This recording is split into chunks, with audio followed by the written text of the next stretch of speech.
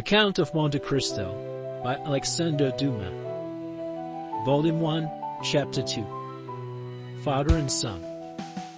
We will leave Danglars struggling with the demon of hatred and endeavoring to insinuate in the ear of the ship owner some evil suspicions against his comrade, and follow Dantes, who, after having traversed La Canebière, took the Rue de Nouailles, and entering a small house on the left of the Allée de Meilhan, rapidly ascended 4 flights of a dark staircase, holding the baluster with one hand, while with the other he repressed the beatings of his heart, and paused before a half-open door, from which he could see the whole of a small room. This room was occupied by Dantes' father. The news of the arrival of the Pharaoh had not yet reached the old man, who, mounted on a chair, was amusing himself by training in trembling hand the nasturtiums and sprays of clematis that clambered over the trellis at his window. Suddenly he felt an arm thrown round his body, and a well-known voice behind him exclaimed, "Father, dear father!" The old man uttered a cry and turned round. Then, seeing his son, he fell into his arms, pale and trembling. "What ails you, my dearest father? Are you ill?" inquired the young man, much alarmed. "No, no, my dear Edmund, my boy, my son. No, but I did not expect you. Enjoy the surprise of seeing you so suddenly. I feel as if I were going to die. Come, cheer up, my dear father. 'Tis I, really I. They say joy never hurts, and so I came to you without any warning. Come now, do smile, instead of looking at me so solemnly. Here I am back again, and we are going to be happy." Yes, my boy, so we will, replied the old man. "But how shall we be happy? Shall you never leave me again? Come, tell me all the good fortune that has befallen you." "God forgive me," said the young man, "for rejoicing at happiness derived from the misery of others. But, heaven knows, I did not seek this good fortune. It has happened, and I really cannot pretend to lament it. The good Captain Leclerc is dead, father, and it is probable that, with the aid of Monsieur Morel, I shall have his place. Do you understand, father? Only imagine me a captain at 20, with 100 louis pay, and a share in the profits. Is this not more than a poor sailor like me could have hoped for?" "Yes, my dear boy," replied the old man, "it is very fortunate." "Well then, with the first money I touch, I mean you to have a small house, with a garden in which to plant clematis, nasturtiums, and honeysuckle. But what ails you, father? Are you not well?" "'Tis nothing. It will soon pass away." And as he said so, the old man's strength failed him, and he fell backwards. Come, said the young man. "A glass of wine, father, will revive you. Where do you keep your wine?" No, thanks. You need not look for it. I do not want it," said the old man. Yes, father. Tell me where it is." And he opened 2 or 3 cupboards. "It is no use," said the old man. "There is no wine." "What? No wine?" said Dantes, turning pale, and looking alternately at the hollow cheeks of the old man and the empty cupboards. "What? No wine? Have you wanted money, father?" "I want nothing now that I have you," said the old man. "Yet," stammered Dantes, wiping the perspiration from his brow, "yet I gave you 200 francs when I left 3 months ago." Yes, Edmund, that is true, but you forgot at that time a small debt to our neighbor, Caderousse. He reminded me of it, telling me if I did not pay for you, he would be paid by Monsieur Morel. And so, you see, lest he might do you an injury. Well, why, I paid him. "But," cried Dantes, "it was 140 francs I owed Caderousse." "Yes," stammered the old man. "And you paid him out of the 200 francs I left you?" The old man nodded. "So that you have lived for 3 months on 60 francs, muttered Edmund. "You know how little I require," said the old man. "Heaven pardon me," cried Edmund, falling on his knees before his father. "What are you doing? You have wounded me to the heart." "Never mind it, for I see you once more," said the old man. "And now it's all over. Everything is all right again." "Yes, here I am," said the young man, "with a promising future and a little money. Here, father, here," he said. "Take this, take it, and send for something immediately." And he emptied his pockets on a table, the contents consisting of 12 gold pieces, 5 or 6 5-franc pieces, and some smaller coin. The countenance of old Dantes brightened. "Whom does this belong to?" he inquired. "To me, to you, to us. Take it, buy some provisions, be happy, and tomorrow we shall have more." "Gently, gently," said the old man, with a smile, "and by your leave I will use your purse moderately, for they would say, if they saw me buy too many things at a time, that I had been obliged to await your return, in order to be able to purchase them. Do as you please, but first of all, pray have a servant, father. I will not have you left alone so long.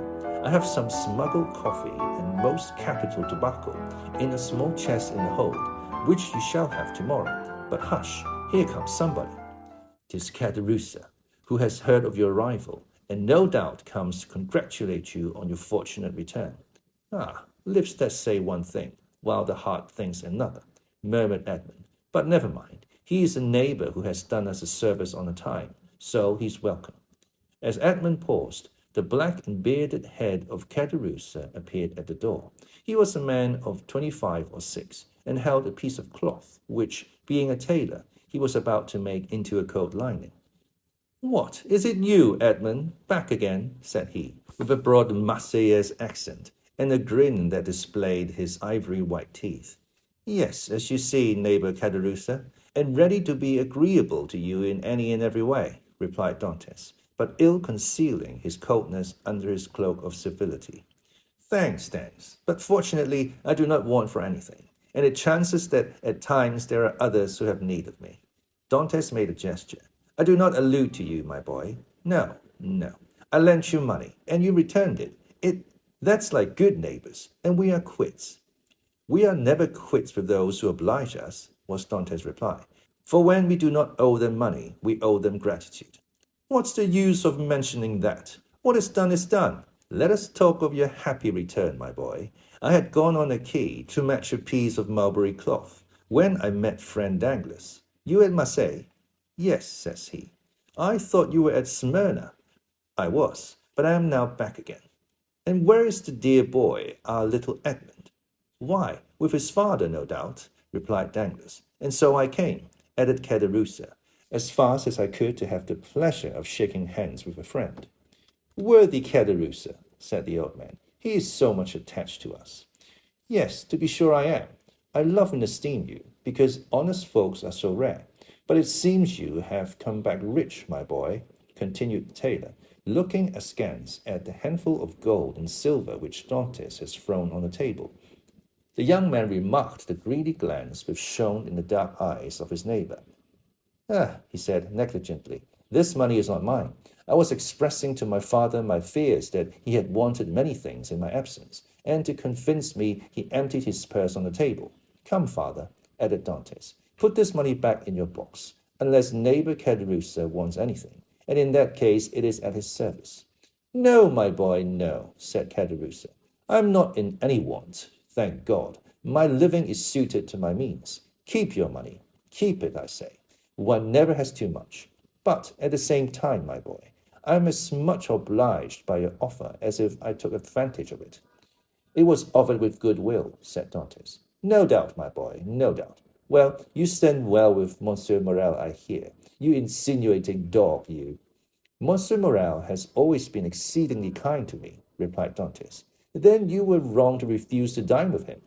"What, did you refuse to dine with him?" said old Dantes. "And did he invite you to dine?"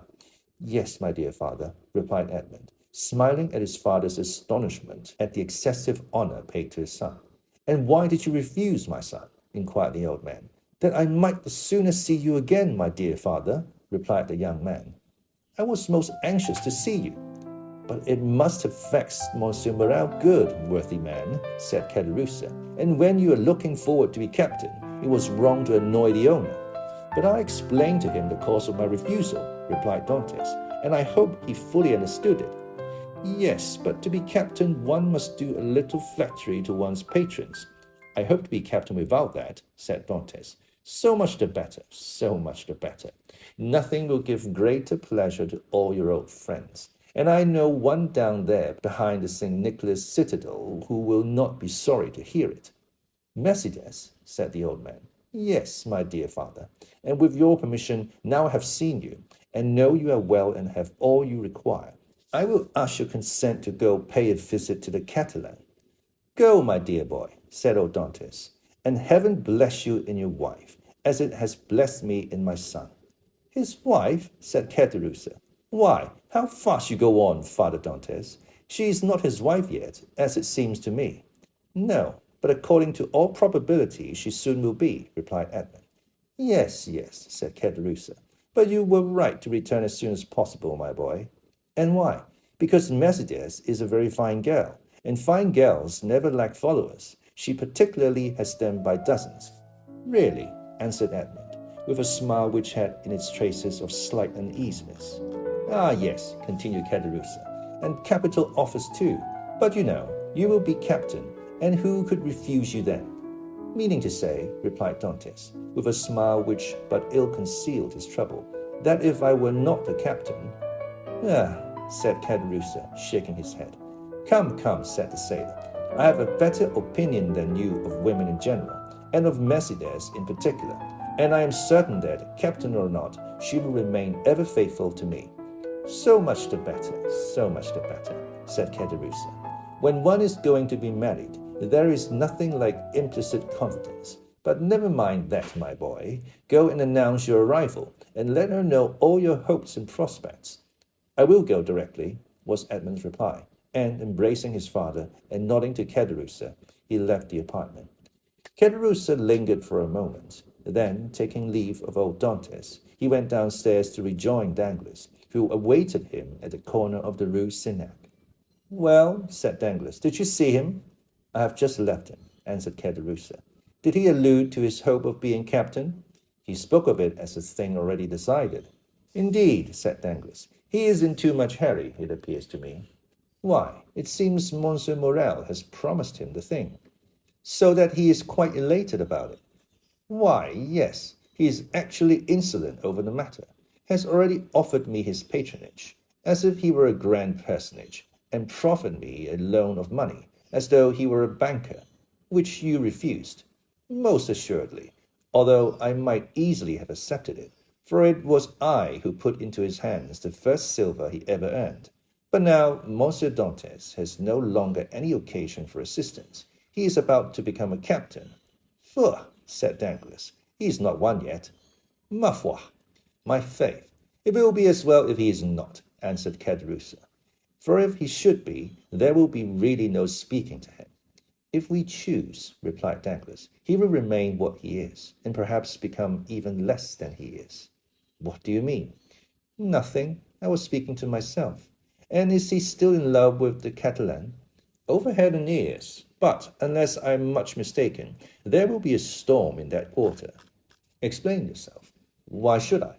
It is more important than you think, perhaps. You do not like Dantes? I never like upstarts. Then tell me all you know about the Catalan.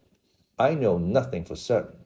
Only I have seen things which induce me to believe, as I told you, that the future captain will find some annoyance in the vicinity of the Vieilles Infirmary, old infirmaries. What have you seen? Come, tell me. Well, every time I have seen Mercédès come into the city, she has been accompanied by a tall, strapping, black-eyed Catalan with a red complexion, brown skin, and fierce air, whom she calls cousin. Really? And you think this cousin pays her attentions? I only suppose so. What else can a strapping chap of 21 mean with a fine wench of 17? And you say that Dantes has gone to the Catalan. He went before I came down. Let us go the same way. We will stop at La Réserve, and we can drink a glass of La Malgue whilst we wait for news. Come along, said Caderousse, but you pay the score. Of course, replied Danglars, and going quickly to the designated place, they called for a bottle of wine and 2 glasses. Père Pamphile had seen Dantes pass not 10 minutes before, and assured that he was at the Catalan. They sat down under the budding foliage of the planes and sycamores, in the branches of which the birds were singing their welcome to one of the first days of spring.